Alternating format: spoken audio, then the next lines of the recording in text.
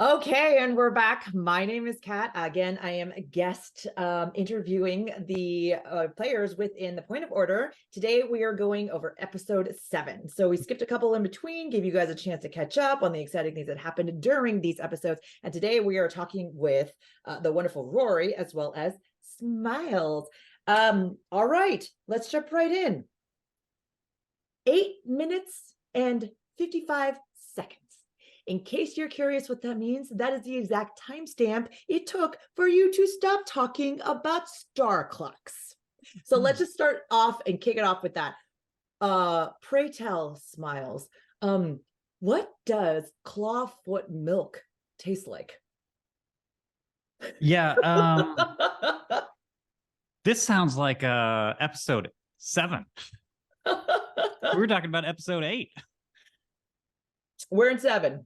We're in 7. Well, I reviewed none of episode 7. I was unconscious for most of that episode. No idea what was going on. Was Smiles even getting the star clocks? I feel like Smiles was off doing something else. Was he involved in star clocks? 100%. You started off the morning. You had just finished talking to Sidonius, and you all decided that you were going to go and speak to I think someone at the forge, right? A forge master, and you decided you couldn't take another step before putting in an order to star clocks. It's true. We sent Owl. Yeah. Well, you sent your owl, right? Rory, you sent your owl. And I will never forget the order that you put in included half oat milk and half clawfoot milk. So that does sound right. Question, what does clawfoot milk taste like? And what animal is a clawfoot animal? I think it's chewy, right? Yeah, it's really thick. It's really, really thick. And that's because 4% alcohol, right? There's just not much that's clean in the whole realm. Okay. But the clawfoot, they survive, right? And they're a hardy species. They can eat anything, and what they're eating is pretty much it's not a lot of fiber. And so things just get backed up, and most of it comes out in the milk. So chewy. Yeah, chewy's about right. And the funny thing is, I don't get star clocks in real life. Just not into it. You're not, it doesn't float your boat. Okay. Tyler, this is the thing about playing in Raj's game. Kat, you know this too. He brings the world alive in a way that is intense. I mean, I've never been a DM before, but I can't imagine. Raj has figured out, for example, that the fish are briny because there's not a lot of good water, and so it's salty, like that sort of stuff. He's come up with these clawfoot things, which I don't know if they're real in D&D or not. We're just going to assume Raj made them all up. It makes sense, but he has like a whole backstory. Definitely made them up. Definitely made them up. Okay. And I think his brain is broken, and he can't turn it off. I think it just starts putting out story, and the details just connect in, and they all interchange, and they're linked, and it's logically perfect. It is. And then this is a characteristic of a very strong DM, right? This isn't just like ideas that he's conceived without a method to this. He's super strong. I've seen him bench 500 pounds on his tonal. Oh yeah, no question. Yeah. Oh my goodness. Okay, so but here's the other thing about star clocks is I think that was actually an invention from Lucius 100%. From an earlier episode. It is 100%. Before we were setting out, Lucius said, hey, first, that he's disappeared and he comes back. Yes. With an order from Star Clocks. Yes. And there's a couple for everybody. I think it's episode 2. It was fairly early on in the But here is the hidden Easter egg for people if they want to go back and find it. In a later set, in what is the name of our town? Cordis. Thanks, guys. In a later set, you can see a little storefront there with a printed out star clocks on it. He actually went and took that lore and put it on his set, and it was pretty Raj. Pretty Raj, pretty gorgeous. Here's the thing. I mean, Raj, have you heard of the people who don't have an inner, like they can't picture things in their mind, right? Like if I say picture, I don't know, like us, and you can be like, oh, like there's their face in their mind. Some people can't do that. Can't do that. Yeah. You can't do that. You're one of those people. So can't Raj, picture I think, anything. has perfect picturability in his head, because when he comes up with a character on the fly, he will immediately go, well, they have a, this to their beard, and they have this face has got a line here, and it just And this comes is why I'm at naturally a to him. severe disadvantage in these Yeah. games, because the set's not out there and he's describing, okay, there's this, it's a circle. I'm like, okay, this is what it must be like. And then he pulls it back, and I've said something like, well, I'll buddy right up to that door, I'm going to be right next to it. And then the set comes off and I'm like, oh wow, I'm completely exposed to everybody and everything, and I'll be the first strike. So well, I mean, this is a component of the theater of the mind, right? So, I mean, in many of the episodes, you can hear Raj going through great detail, describing what it is that you should Great detail. Characters, great detail. And for those who are watching at home, we also have a separate campaign where it is in person, and we're able to see just incredible detail in these intricate miniatures that he is. I mean, we had an underwater fight at one point where he had found components from an aquarium that he was using as part of the experience. So, I mean, Cordis, and the way that he has designed this layer cake type of a city that's built into the rubble, the destruction that was impending doom, is just a very powerful, especially each layer somehow seems to represent almost a socioeconomic layer within the society too. You've got layer, right? And then you've got the people that work above. The problem, Kat, is that Raj knows it so well that we have no incentive to remember what is in each of those layers, right? We just are like, yeah, we got to go to this place. Where is it? Keep going, Raj. Let us know. Like, let us help us. We're gonna have to get one of those mall maps. So let's dive a little bit more into the city of Cordis, and then more specifically to Smiles. When I watch these episodes, I have a very specific impression of Smiles. He seems young, immature, just unlearned in the world, bright-eyed, bushy-tailed. But like, describe a little bit more about how you see Smiles, Tyler.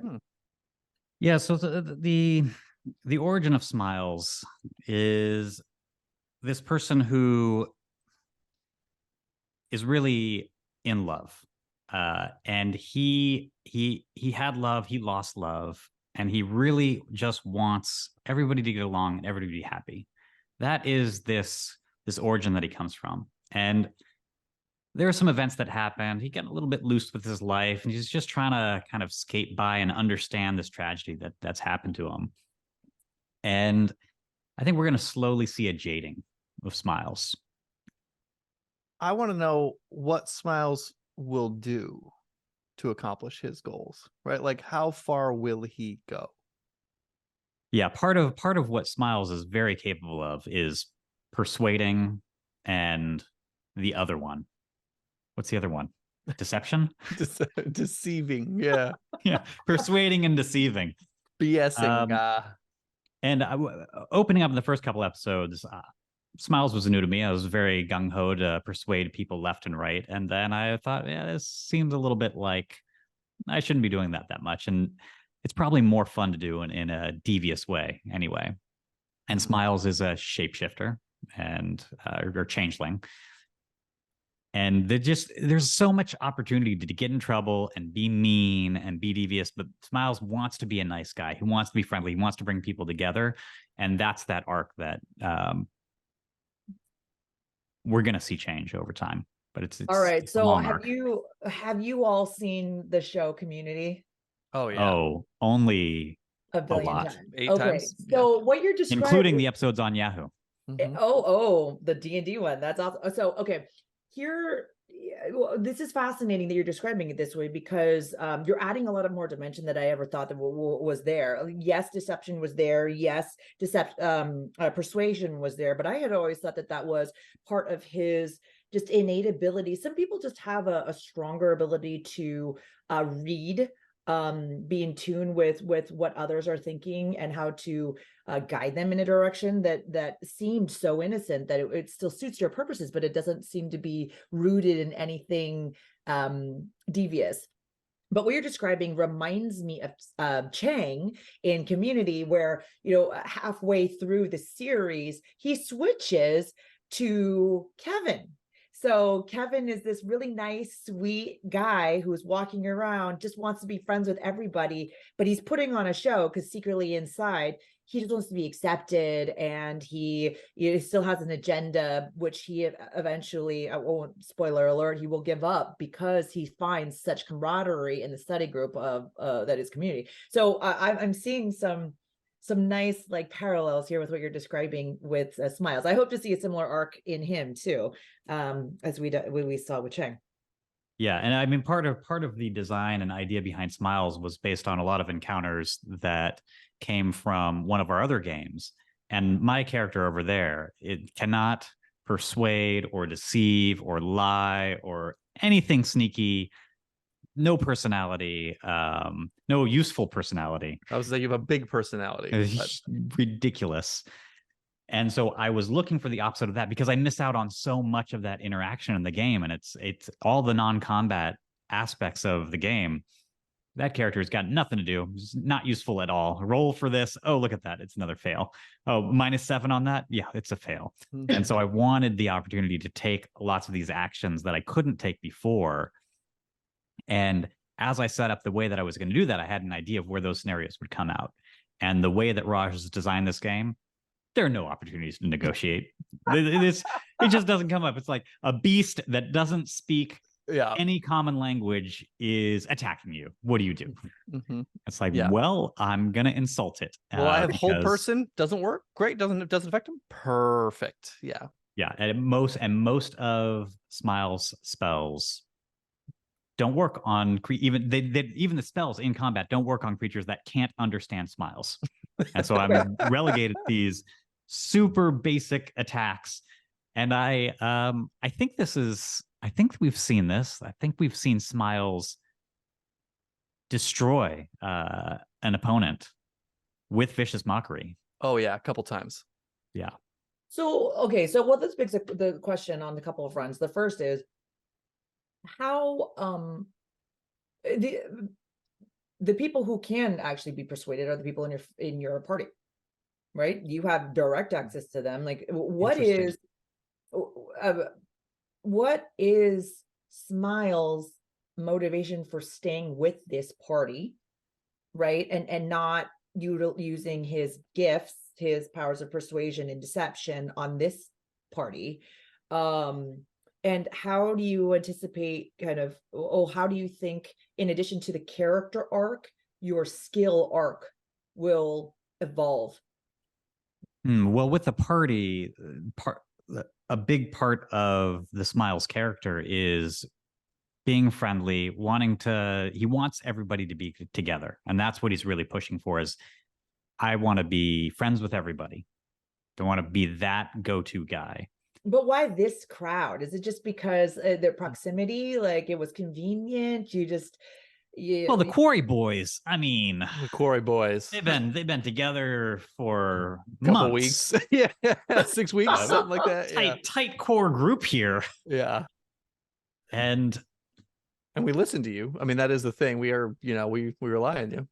Yeah, and I think if we rewind a little bit before episode 0 and 1. This was a ragtag group that was in Smiles's employ, or at his directive, right? He was hawking a fight club, more or less, and these were his fighters. Yeah, this peaceful man here is happily taking advantage of creatures beating the crap out of each other.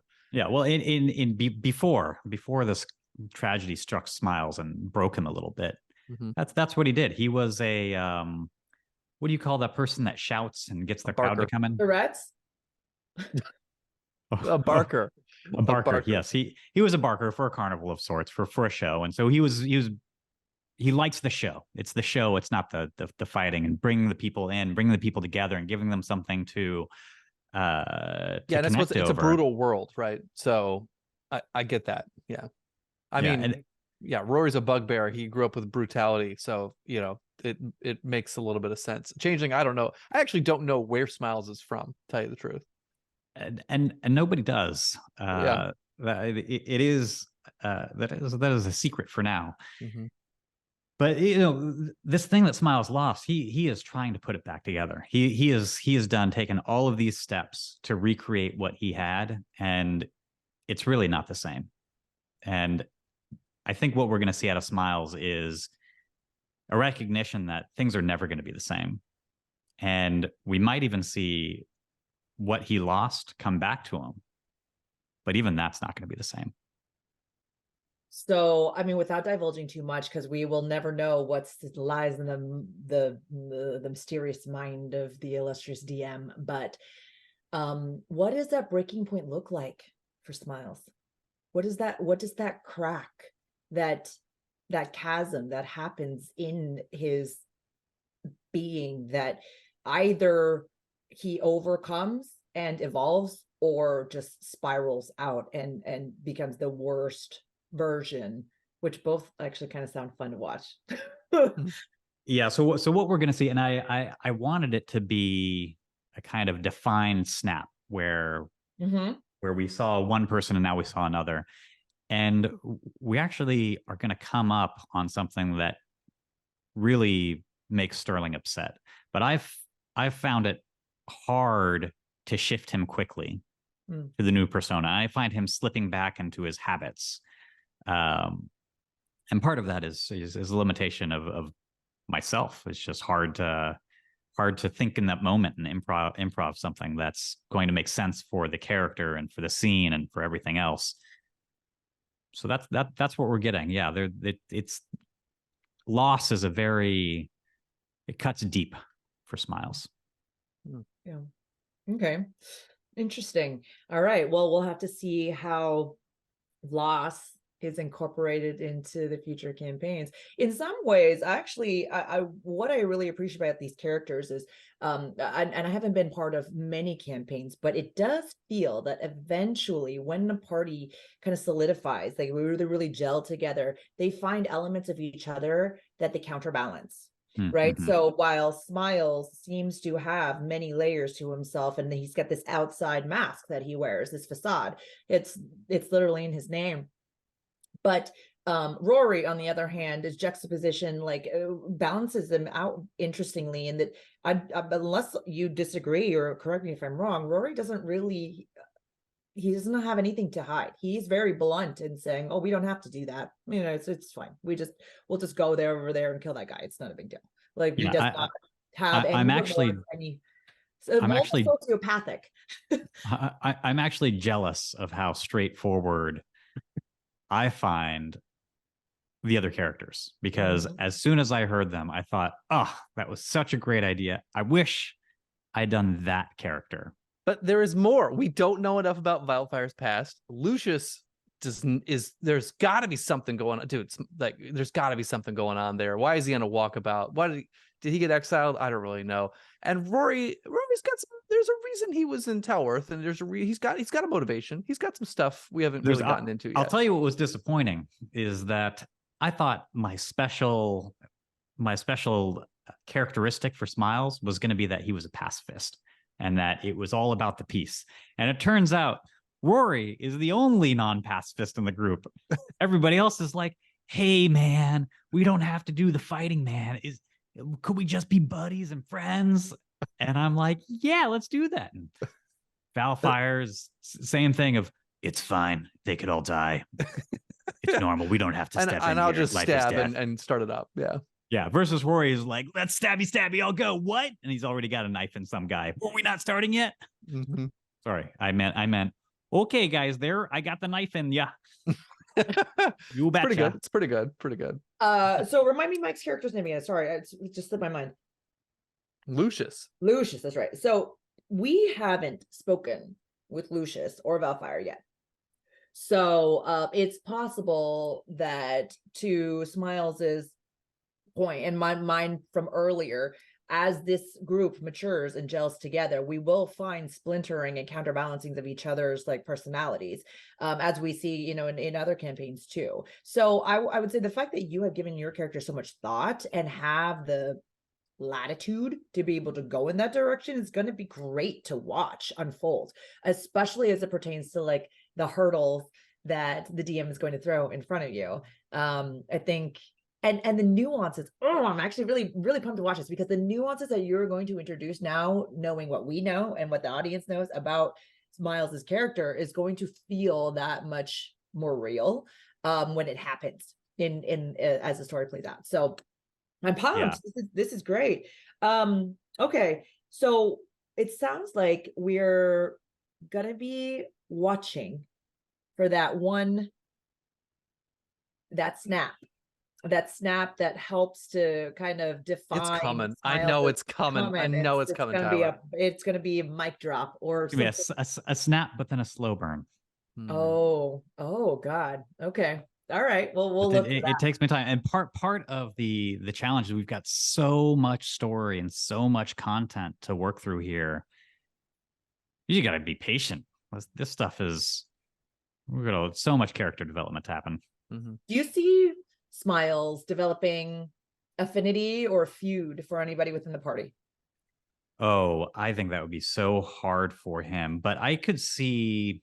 It's interesting because I think as he moves from pacifist to devious, if there's somebody who's trying to remain pacifist, that could be problematic. Although I'm seeing a dark turn from a lot of our characters. All right, I agree. And then we've got somebody who just started dark. Rory. It wasn't that dark. He was just comfortable with the violence. I will say, knowing you, we call that a sociopath. Thank you. Knowing how you are in real life and then watching your character on Point of Order, it is a little bit terrifying to me, because like, did he just say that? He totally said that deadpan, and he totally meant it too. Remind me never to piss him off. It's called acting. Are you talking about my terrible vicious mockery or my terrible silvery barbs? No, that's you in real life. Yeah. It is me in real life. I couldn't come up with something clever on the spot to say to save my life. Hey, you're pushing yourself out of your comfort zone. This is good. This is good stuff. And plus, don't think for a second the audience doesn't absolutely love watching you stumble. That's fantastic, because I'm very good at stumbling, and it's one of my main skills. Ladies and gentlemen, in case you didn't know what you were just observing there, that is a page out of Nicario Gambus's book from another campaign we have going on right now. So I'm excited to see how things unfold, as well as, you know, the character development, and then how the party kind of grows closer together, balances each other out, and you know, fulfills the quests ahead of them. Well, I'll tell you this, it's going to move at a very deliberate pace. And if you don't know what that means, look up the word deliberate. Okay. Noted. All right. Thank you so much. Next time we'll be speaking with Valfire and Lucius. Talk soon.